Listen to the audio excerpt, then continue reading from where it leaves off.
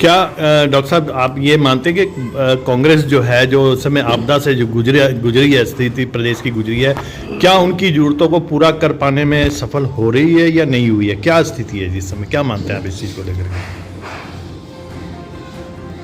प्रदेश की वर्तमान सरकार पिछले 9 महीने की सरकार पूर्ण रूप से फेलियर गवर्नमेंट के रूप में साबित। गारंटियों की घोषणा करके इन्होंने प्रदेश की जनता को बरगलाया।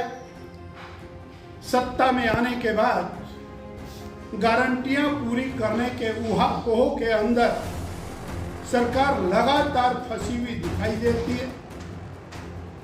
आपदा के समय के ऊपर कहीं पर भी सरकार में सामंजस्य दिखाई नहीं।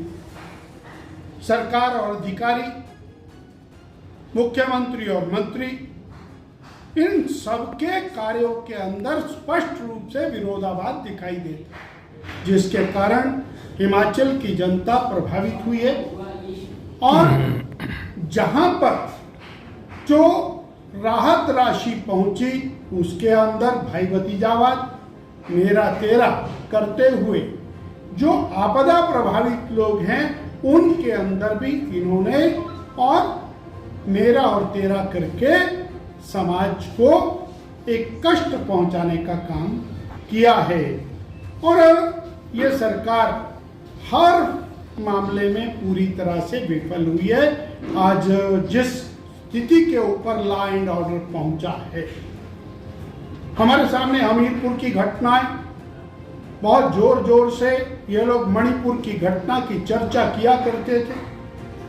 एक बहन के बाल काटकर मुंह काला करके उसको गांव में घुमाना, ये हिमाचल जैसी देवभूमि के अंदर चंबा में एक अनुसूचित वर्ग के और दलित मेरे छोटे भाई को और मृत्यु दंड दे करके, यानी उसके टुकड़े टुकड़े करके उसको खाले में फेंक दिया जाता है। ना भूतो ना भविष्य।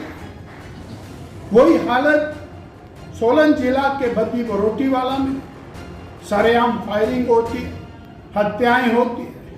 वही हालत ऊना के अंदर और जो माफिया है वो करता है। और वही हालत सिरमौर जिला के अंदर जिस तरह से रिवॉल्वर्स तानी जाती हैं और जिस तरह से पुलिस की पिटाई होती है, ये लॉ एंड ऑर्डर की जो बिगड़ती हुई स्थिति है, ये इस बात को पूरी तरह से और साबित करती है कि गवर्नमेंट किस तरह से फेलियर है। आपदा प्रबंधन में failure, law and order maintenance में फेलियर, गारंटियां पूरी करने के अंदर फेलियर, संस्थानों को बंद करने में नंबर 1।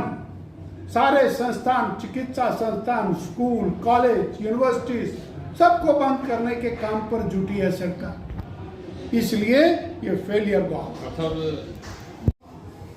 और कांग्रेस की प्रदेश सरकार, उन्होंने बैठ करके एक फैसला किया कि किसी भी आपदा प्रभावित को मदद पहुंचे ना पहुंचे, परंतु जनमानस में एक संदेश फैला दो कि भारतीय जनता पार्टी हमारी मदद नहीं कर रही है। हम सवाल पूछते हैं आपके माध्यम से माननीय मुख्यमंत्री जी से कि आपकी सरकार है, ड्यूटी आपकी है या भारतीय जनता पार्टी की है? कोविड आया, भयानक आपदा आई, क्या जयराम ठाकुर ने पूछा था कि कांग्रेस वाले मदद नहीं कर रहे? आज आपदा में एक नैरेटिव सेट करने की कोशिश हो रही है कि हम सारा ठिकरा भारतीय जनता पार्टी के सिर के ऊपर फोड़ें। भारतीय जनता पार्टी अग्रणी भूमिका में, जहां मुख्यमंत्री नहीं गए वहां भी भाजपा के लोग, हमारे नेता गए, नेता प्रतिपक्ष गए, भाजपा के अध्यक्ष गए। राष्ट्रीय अध्यक्ष श्री जगत प्रकाश नड्डा सबसे पहले नेशनल लीडर जो बीजेपी के हिमाचल में आए, दोबारा श्री नितिन गडकरी आए, दोबारा फिर राष्ट्रीय अध्यक्ष आए। और केवल आए नहीं, पहली बार 362 करोड़ देकर गए, दूसरी बार 200 करोड़ देकर के गए। नितिन गडकरी जी आए 400 करोड़ दे करके गए और 4 लेन हाईवेज को सबको ठीक करने की गारंटी देगी। होम मिनिस्टर साहब ने और माननीय मुख्यमंत्री जी से बात की, एनडीआरएफ लगाई, एसडीआरएफ लगाई, डिफेंस लगाई, एयरफोर्स लगाई, सब लोगों की पूरी तरह से मदद की। 1150 करोड़ रुपया प्रदेश की सरकार को स्वीकृत किया। 11,000 मकान गरीबों के जो टूटे हैं उनकी भरपाई करने के लिए प्रधानमंत्री आवास योजना में दिए।